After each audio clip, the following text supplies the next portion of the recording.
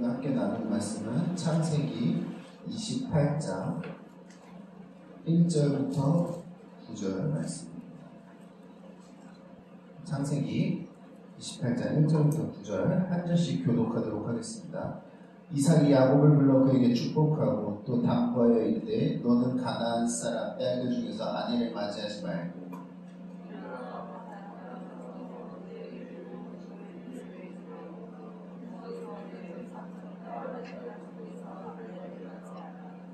전능하신 하나님이 내게 복을 주시어 내게 생육하고 번성하여 내가 여러 족속을 이루게 하시고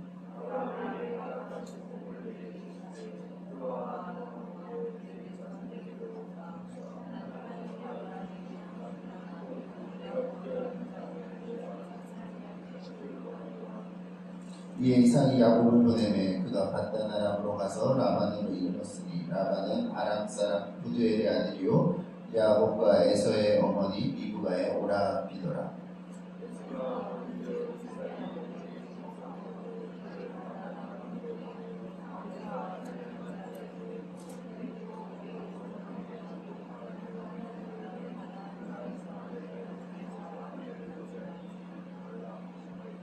또 야곱이 부모의 명을 따라 밧단 아람으로 갔으며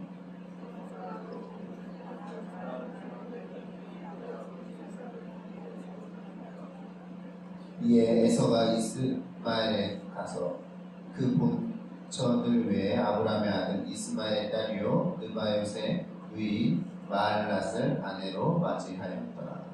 아멘. 오늘은 이제 축복을 빼앗았던 야곱이 있었던 그 이후의 사건들에 대해서 다루고 있는데 오늘은 뭔가 그 안에 의미를 발견하기보다 이 가족 안에 이 4명의 구성 안에 가족이 있죠. 이 4명의 태도를 한번 같이 좀 나눠보려고 합니다. 이 4명이 각각 보였던 태도가 어떠했는지. 저거 좀 꺼줄래? 우리가 가장 먼저 봤으면 좋겠는 인물은 누굴까요? 그래도 가장부터 봐야 되지 않겠습니까?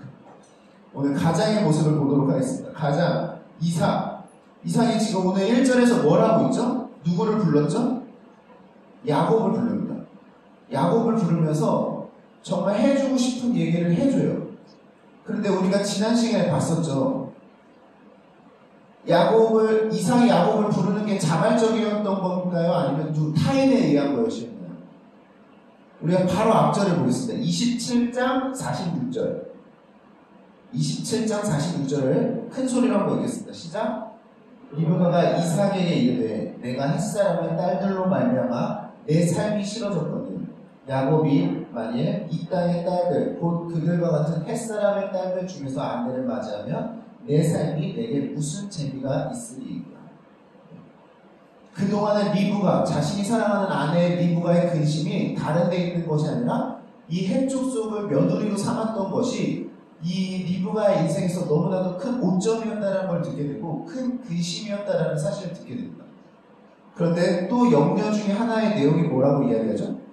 그런데 내 남은 아들마저 그 며느리를 햇 족속으로부터 며느리를 삼게 된다고 한다면 내 앞으로의 삶은 또한 무슨 유익이 있겠습니까? 라는 것을 이야기해요. 그렇죠?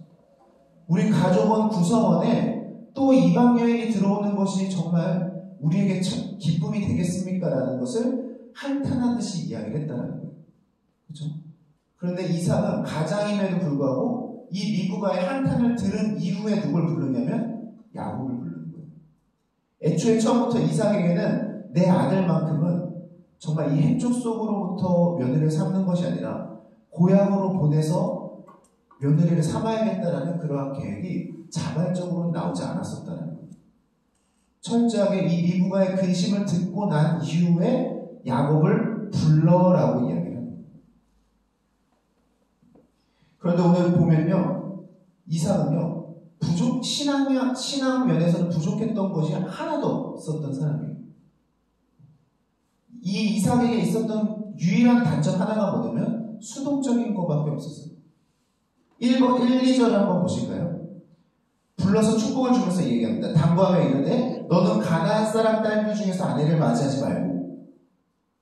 이거 처음 본 거 아니죠? 언제 봤었죠, 저희가? 아브라함의 종을 보내서 리브가를 아내로 맞이했을 때 주었던 기준이에요. 그렇죠? 근데 지금 이게 몇십 년이 흘렀잖아요. 몇십 년이 흘렀음에도 불구하고 아브라함이 어떻게 해서든 신앙의 며느리를 삼고자 했던 그 기준을 이삭도 이미 알고 있었다는 거예요. 그렇죠? 다른 데가 아니라, 다른 지역에 있는 사람 아니라, 다른 형제들 아니라, 지금 paddan 아람에 있는 그 지역의 형제들의 자녀를 통해서 며느리를 삼는 것이 얼마나 중요하게 생각했던 아버지의 때의 그 뜻을 이삭은 한 번도 잃은 적이 없었던 거예요. 뒤에 2절에서도 똑같이 나오죠. paddan 아람으로 가서 내 외조부 부두엘의 집에 가서 외삼촌의 딸들 중에서 아내를 맞아. 구체적으로 어디로 가야 될지의 방향성도 알고 있었던 사람은 이삭이었다는 거예요. 하나를 더 볼까요? 아버지 때 있었던 그러한 어떻게 기준을 삼고 나아가야 될 방향도 알고 있었지만 또 이삭에게 있었던 모습이 3, 4절의 모습입니다. 전능하신 하나님께서 하실 일들에 대해서 너무나도 잘 알고 있었던 사람이 이삭이었어요. 그렇죠? 복을 주시면서 생육하고 번성하게 하실 분이 하나님이라는 신뢰가 있었던 사람이 이삭이었다는 거예요. 그리고 자신이 지금 아버지께 약속하신 그 복을 통해서 자신 역시 그 복을 누리고 있는 사람이 본인이라는 것을 고백할 줄 알았던 사람이 이삭이었어요. 그렇죠? 신앙면에서는 아무 부족함이 없어요. 근데 늘 뭐가 문제냐면 수동적인 게 문제예요. 근데 우리 공동체 안에도 이러한 사람들이 있어요. 하나님을 아는 지식도 있고 어떻게 마땅히 나아가야 될 방향성도 알고 있는데 누군가 이것들을 시키지 않으면 일하지 않는 사람. 하나님의 말씀을 통해서 분명하게 얘기해 주지 않으시면 또 그 전에는 아무런 움직임이 없는 사람들이 있어요. 이 신앙을 그냥 썩혀두려고 가만히 냅두는 사람들이 있다는 거예요. 공동체는 유기적 공동체죠. 살아 움직여야 되는 공동체예요. 그렇죠? 누군가는 일해야 되고 누군가는 하나님의 뜻을 분별하고 그것들을 말할 줄 알아야 돼요. 근데 속으로는 다 알고 있는데 그것들을 겉으로 표현하지 않으면 그거는 썩은 은혜가 될 수밖에 없어요. 그렇죠? 리브가가 끝까지 그 자신의 한탄을 하지 않았으면 이삭도 끝까지 움직이지 않았을 거예요. 그렇죠? 그럼 무슨 열매가 맺혀져요? 야곱의 아내는 해쪽 소고의 아내를 또 맞이할 수 있었던 상황이 처할 뻔했던 거예요. 그렇죠? 아무리 내가 올바른 신앙관을 갖고 있고 주님이 기뻐하실 만한 마땅한 길을 알고 있음에도 불구하고 이것을 능동적으로 생각하면서 그것들을 능동적으로 걸어나가지 않으면 그것은 은혜로 작용할 수가 없다는 것을 생각해야 됩니다. 이것을 이삭의 모습으로 통해서 너무나도 잘 나타내주고 있었다는 거죠. 신앙이 아무리 좋아도 그게 행함으로 이어지지 않으면 그 믿음은 또한 썩어질 수밖에 없다. 야고보서에서 우리가 한 번씩 다뤘었죠. 행함 없는 믿음은 무슨 믿음이 될 수밖에 없다라고 얘기했죠. 무슨 믿음? 그렇죠. 죽은 믿음이 될 수밖에 없어요. 이삭의 태도가 딱 그랬다는 거예요. 우리 여기서 예배드리는 우리 성도님들 안에도 이러한 이삭의 모습으로 소극적으로 신앙생활해서는 안 돼요. 주님이 나에게 마땅히 주신 올바른 기준과 뜨거운 마음과 약속들이 있다라고 한다면 그 약속들을 어떻게 해서든 성취하고자 내가 마땅히 나아가야 될 길과 섬김이 있다면 마땅히 그것들을 해야 되는 거예요. 그리고 전해야 될 복음이 있으면 담대하게 전해야 되는 거예요. 그런데 나 혼자 알고 끝난다? 그건 아무런 유익이 없어요. 이렇게 새신자들 많이 오면 많은 어디에서 여기서도 훈련받았고 저기서도 훈련받고 저기서도 훈련받았다고 하지만 그것을 공동체 안에서 그동안에 훈련받은 것들을 섬기지 못한다고 한다면 아무 유익이 없는 거예요. 그렇죠? 내가 열심히 훈련받은 기간이 길수록 또 다양한 곳에서 훈련을 받으면 받을수록 남들보다 더 많은 영향력으로 이 공동체를 섬기고자 소망을 할 때 그것이 더 발전적인 공동체로 나아갈 수가 있는 겁니다. 특히 리더라고 한다면, 그렇죠?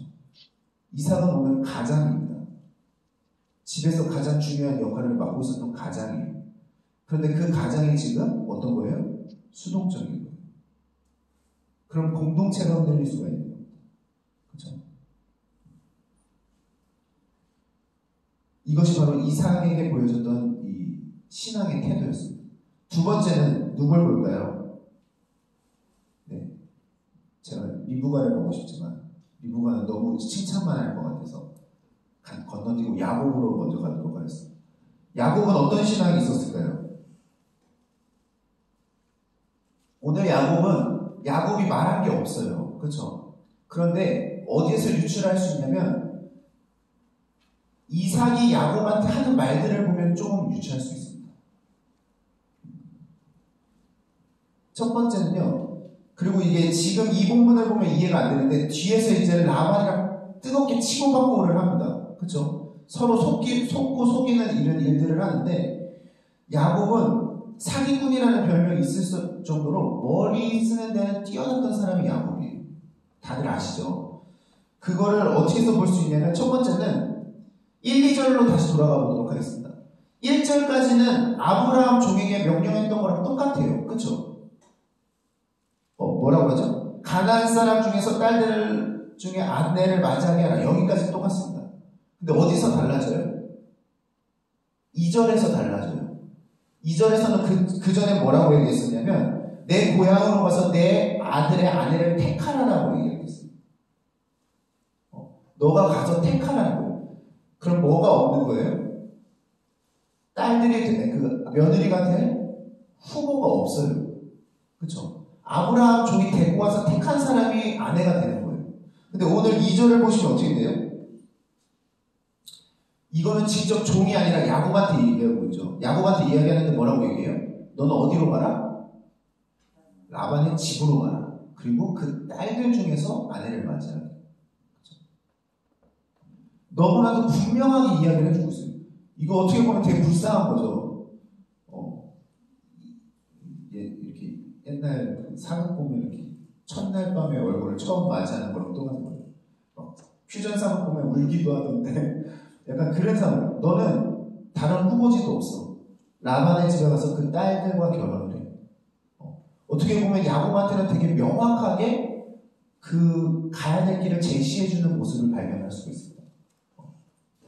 라반이 아니죠. 야곱은요, 납득이 안 되면 움직이지 않는 사람이에요.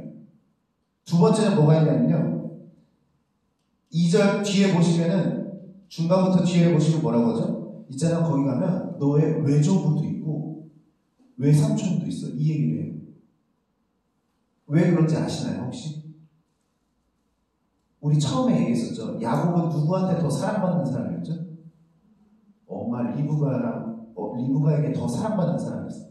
왜냐하면 장막에 거하기를 즐겨했던 사람이 야곱이었기 때문에. 그렇죠? 그렇다고 한다면 야곱이 지금 쫓겨나야 되는 상황인데 그 먼 지역까지 가려고 한다면 동기가 필요해요. 그렇죠? 근데 아버지 이삭이 선택했던 방법이 뭐예요? 거기 가면 너네 엄마의 아빠도 있고 오빠도 있어. 이거예요. 이해되시나요? 뭔가 야곱이 마음에 우러나서 갈 만한 다른 이유들을 대기 시작하는 거예요. 하나님은 뒤에서 나오는 거고 앞에서는 야곱이 먼저 좋아할 만한 것들을 제시하는 것을 발견할 수 있어요. 처음부터 있잖아, 너는 지금 바단 아람으로 가야 돼. 거기가 바로 너가 하나님이 뜻하신 그곳이야 라고 얘기하지 않았다는 거예요. 처음에는 야곱이 좋아할 만한 것들을 먼저 이야기하고 있습니다. 그렇죠? 교회 내에 이삭과 같은 신앙인들도 많지만 제일 많은 것은 사실은 야곱과 같은 사람이 제일 많아요. 내 안에 내가 기뻐할 만한 동기가 없으면 움직이지 않아요. 기도도 내 안에서 내가 기뻐할 만한 동기가 없으면 기도하지 않아요. 예배도요. 내 안에서 분명한 동기가 없으면 확실하게 예배에 대한 태도가 막연해요. 모든 것이 내 안의 동기가 가장 중요한 사람들이 있어요. 그렇죠? 내가 공동체 안에서도 다른 사람 섬기는 데 있어서도 내 동기가 더 중요한 거예요. 하나님이 어떤 사람 섬기라고 했는지 중요하지가 않아요. 내가 섬기고 싶은 사람만 섬기는 거예요. 섬기고 싶은 자리만 섬기는 거고 섬기고 싶은 영역만 섬기는 거예요. 그렇죠?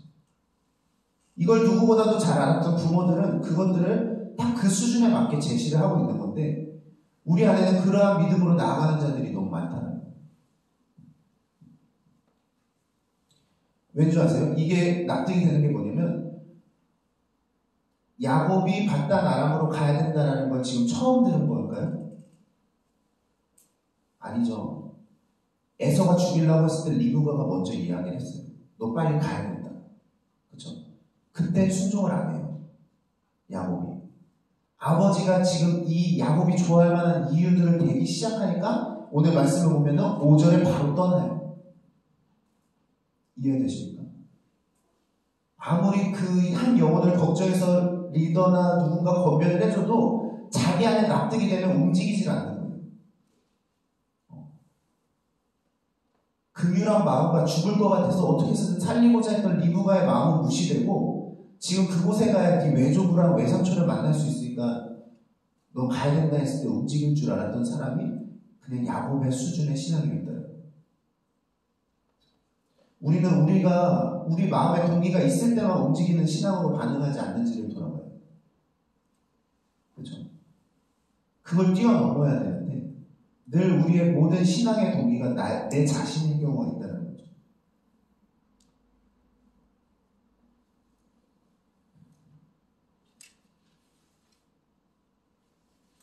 세 번째는 리브가의 믿음입니다. 그냥 리브가는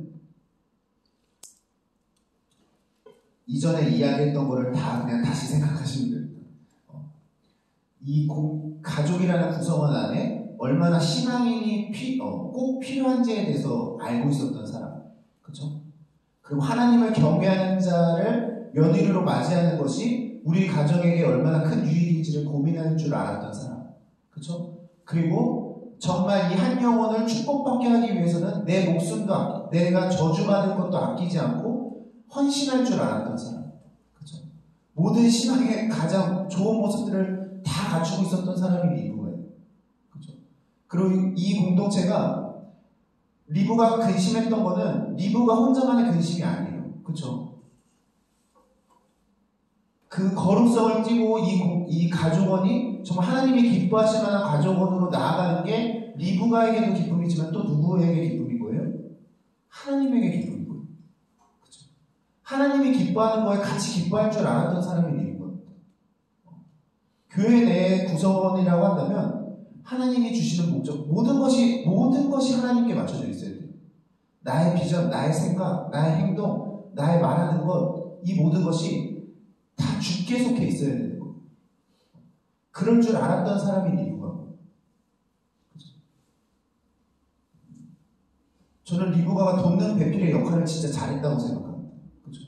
가족의 어떻게 보면은 제일 가장은 이삭이었지만 이삭이 하지 못했던 그 부분을 말해줌으로 인해서 하나님 뜻에 맞추게끔 도와줬던 사람이 리브가였기 때문에 하나님께서 처음 돕는 배필을 주셨던 그 목적에 가장 합하게 쓰임받았던 사람이 리브가라고 생각해요. 우리가 그래야 되는 거예요. 만약 돕는 배필마저 수동적이었던 사람이었으면 그 공동체는 절대 성장을 할 수가 없어요. 이해가 되셨나요? 세 번째는 이 리브가와 같은 믿음으로 반응하는 사람들이 공동체에 있어야 됩니다. 이거는 계속 강조했기 때문에 넘어가도록 하겠습니다. 이제 마지막인데요. 어떻게 보면 제일 안타까운 사람이죠. 누구죠? 에서입니다. 에서를 안타깝다라고 하는 거를 표면적으로 드러난 상황 먼저 보자면 어떻게 보면 시작은 에서 눈치 보는 것 때문에 이 상황이 벌어졌어요. 그렇죠? 그래서 다 두려워 떨어야 될 사람들은 처음에는 엄마였고 야곱이었습니다. 근데 가만 보면 지금 흘러가는 상황을 가만 보면요. 제일 씁쓸하고 공허해야 하는 사람이 누구예요? 에서예요. 오늘 뒤에 보시면 그 모습이 나오죠. 그리고 도리어 반대로 보면은 아버지와 어머니와 야곱은 도리어 기대를 하고 있어요. 하나님이 하실 것들에 대한 기대를 하고 있고 야곱은 좀 믿음이 연약했지만 외삼촌과 외조부 만날 것들로 기대를 하고 있어요. 그렇죠? 위기였는데 도리어 이 셋은 기대할 것들이 계속 생기고 있는 거예요. 그리고 서로가 서로를 독려하고 끌어주고 다시 하나님의 비전에 우리가 시선을 맞추고 하는 이 공동체의 뜨거움을 이 셋은 맛보고 있었던 거예요. 근데 정작 누구는 못 느끼고 있는 거예요? 에서는 아무것도 못 느끼는 거예요. 가족원으로 속해는 있는데 하나님을 향한 비전도 없고 주에 대한 고백도 없고 방향성도 없고 소망도 없어요. 부르심도 없어요. 그렇죠? 이게 하나님께서 교회를 부르시는 방법인데 성령을 통해서 우리를 다 하나 되게 하시잖아요. 한 소망 품게 하시고 한 주님 고백하게 하시고 하시잖아요. 근데 이 공동체 안에도 같은 건물 안에 있지만 같은 비전으로 못 나아가는 사람들이 있어요. 지금 에서가 하는 건 온통 무슨 생각뿐이에요? 야곱 죽일 생각밖에 없어요. 같은 공동체에 있고 같은 구성원으로 있는데 하나님 안에서 같은 것들을 소망하고 있기보다는 어떻게 하면 그 한 영혼 죽일까만 고민하고 있는 거예요. 우리 안에도 이러한 신앙의 모습으로 나아가는 사람도 있어요. 뭔가 안에서는 되게 영향력을 끼치는 것 같은데 알맹이가 없어요. 하나님께서 우리에게 기대하신 알맹이가 없어요. 세상 열매로만 공동체 안에 속해 있어요. 오늘 묵상하는데 에서가 너무 불쌍한 거예요. 그렇지 않나요? 근데 간혹가다 우리의 모습이 에서의 경우도 있어요. 저들은 하나님 말씀 안에서 찬양 안에서 뭔가 함께 즐거워하는 것 같은데 나는 온통 내가 갖고 있는 기준들로 다 판단하고 정죄하다 보니까 정작 나는 그 은혜 안에 속하지 못하는 신앙인의 모습으로 살아갈 때가 있다는 거예요. 그건 하나님께서 우리를 차별하신 게 아니라 내가 갖고 있는 그 교만 때문에 남들을 정죄하고 판단해서 내가 밀어낸 것 때문에 그 은혜를 같이 못 누리는 경우들이 많다는 거예요. 아까 그랬죠. 소망도 없고 비전도 없고 아무것도 없어요. 그러니까 오늘 에서가 보인 반응이 뭐예요? 끝에 보면은 가만히 봤다는 거예요. 야곱, 이삭과 하는 대화, 그리고 바단 아람으로 보내는 그 과정, 이것들을 옆에서 다 봤다는 거예요. 그러면서 한 가지를 깨닫죠. 뭘 깨달아요? 내가 그동안 햇사람을 통해서 아버지에게 기쁨을 주지 못하고 있었구나라는 깨달아요. 근데 거기서 또 한 행동이 뭐예요? 이스마엘의 자손을 또 아내로 맞지. 그러니까 이건 뭐냐면 형제 중에서 아내를 맞으면 기뻐하시는구나 라고 생각한 거예요. 그러니까 겉으로 표면적으로 보인 것만 흉내낸 거예요. 이해가 되세요? 이스마엘도 동일하게 생육하고 번성하여 땅에 충만하게 해주시겠다는 하나님의 약속을 받긴 받았지만 또 뭘 받았냐면 너는 항상 대적하는 자가 될 거다. 형제에 대적하는 자가 될 거라는 저주도 받았던 사람이 이스마엘이었어요. 그쵸? 근데 에서는 뭔가 이 공동체에 속하고 싶고 같은 모습들로 나아가고 싶으니까 자기가 생각했던 최고의 좋은 방법을 선택한 게 뭐냐면 이스마엘의 자손에서 아내를 맞아요. 너무 불쌍하지 않나요? 너무 불쌍해요. 근데 교회 내에 이런 사람이 있다는 거예요. 겉으로 보이는 은혜만 쫓아가려고 하다 보니까 그 은혜를 겉모습으로만 따라 흉내내려고 하는 사람도 있어요. 알맹이가 없이. 그러면서도 그 자기가 만들어낸 알맹이로 자기는 속해 있다라고 생각하는 사람들.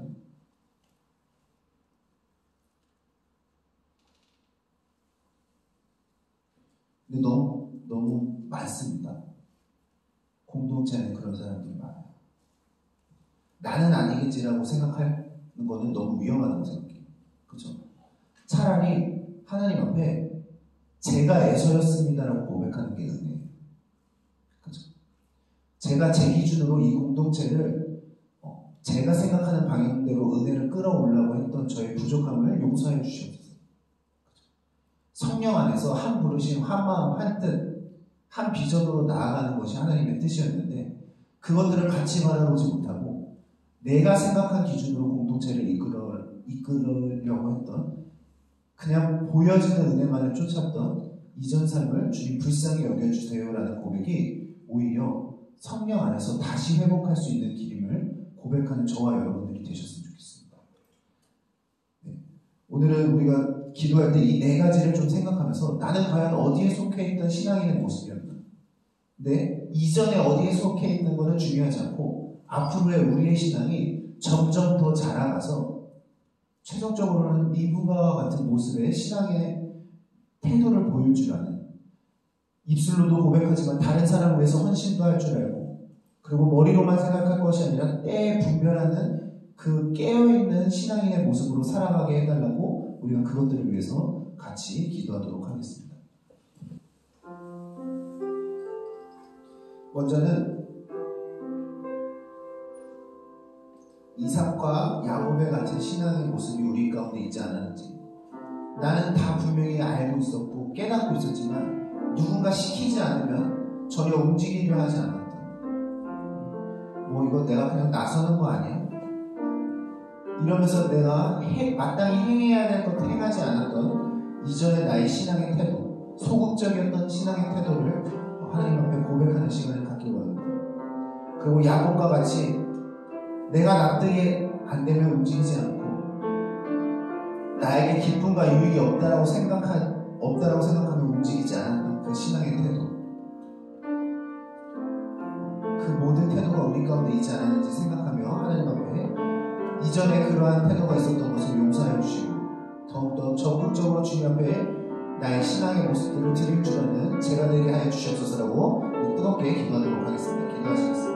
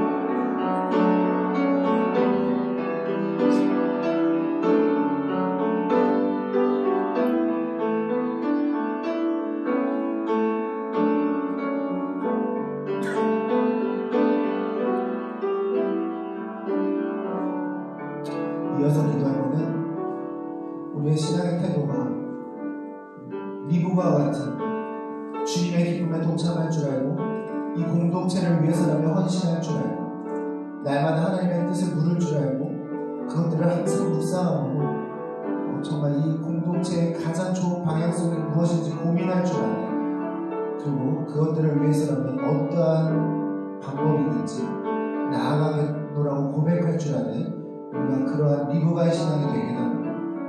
그런데 반대로 에서와 같이 자기가 뭔가를 다 아는 것처럼 떠들고 있지만, 그리고 자기는 의로운 것처럼 다른 사람 다 판단하고 있지만 결국 정작 그 공동체 안에 영적으로 속하지 못하는 자가 되지 않게 됩니다. 우리가 육신에 속해 있으면 신령이 하나 되게 하신 것을 우리가 누리지 못합니다. 주님, 육신에 속한 자가 아닌 철저하게 신령한 자가 되어 성령이 하나 되게 하신 것을 우리가 힘써 지키는 공동체의 일원이 될 수 있게 해달라고, 각각 주신 분량과 은사대로 쓰임받을 수 있는 정말 귀한 공동체의 일원이 되게 해달라고, 겸손하게 주님 앞에 굽힐 줄 아는 자가 되게 해달라고, 이런 것들을 위해서 같이 기도하도록 하겠습니다. 기도하시겠습니다.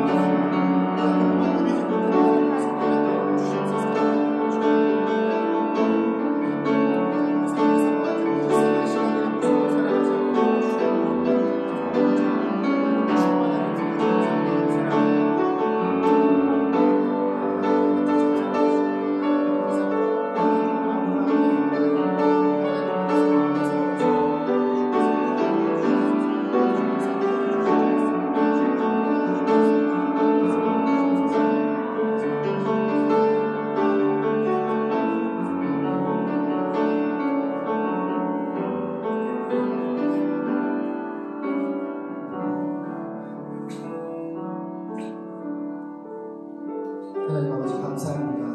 우리의 모습 가운데 너무나도 연약하고 부족했던 우리의 신앙의 태도를 보게 하시면 너무나도 감사드립니다. 이삭과 같이 내가 모든 것들이 깨어있고 하나님의 일하심도 알고 약속도 알고 있었지만 누군가 시키지 않으면 아무것도 일하려 하지 않고 생각하려 하지 않았던 그 수동적이었던 우리의 신앙을 주님 불쌍히 여겨주시옵소서. 또 야곱과 같이 자신에게 유익이 되거나 기쁨이 되는 것들만 섬기려 했던 그 길로만 나아가려 했던 믿음이 연약했던 이전난 삶도 주님 불쌍히 여겨주시옵소서. 내 모든 동기가 나로부터 시작되는 것이 아니라 나를 통해서 일하고자 하시는 하나님의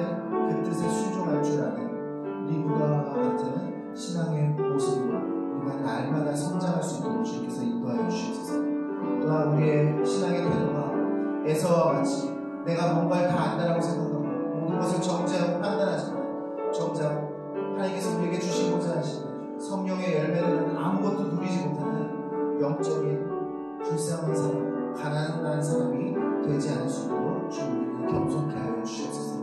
육신의 생각들로 공동체를 바라보지 않게 하시고 성령의 열매로, 성령의 눈으로 공동체를 바라보고 서로가 성령 안에서 가장 큰 은사인 사랑으로 하나 되게 하는 공동체 될 수 있도록 주님께서 인도하여 주시옵소서. 감사드리며 예수님의 이름으로 기도드립니다. 주기도문으로 기도를 마치도록 하겠습니다. 하늘에 계신 우리 아버지, 아버지의 이름을 거룩하게 하시며 아버지의 나라가 오게 하시며 아버지의 뜻이 하늘에서와 같이 땅에서도 이루어지게 하소서. 오늘 우리에게 일용할 양식을 주시고 우리가 우리에게 잘못한 사람을 용서하여 준 것 같이 우리의 죄를 용서하여 주시고 우리를 시험에 빠지지 않게 하시고 악에서 구하옵소서. 나라와 권능과 영광이 영원히 아버지의 것입니다.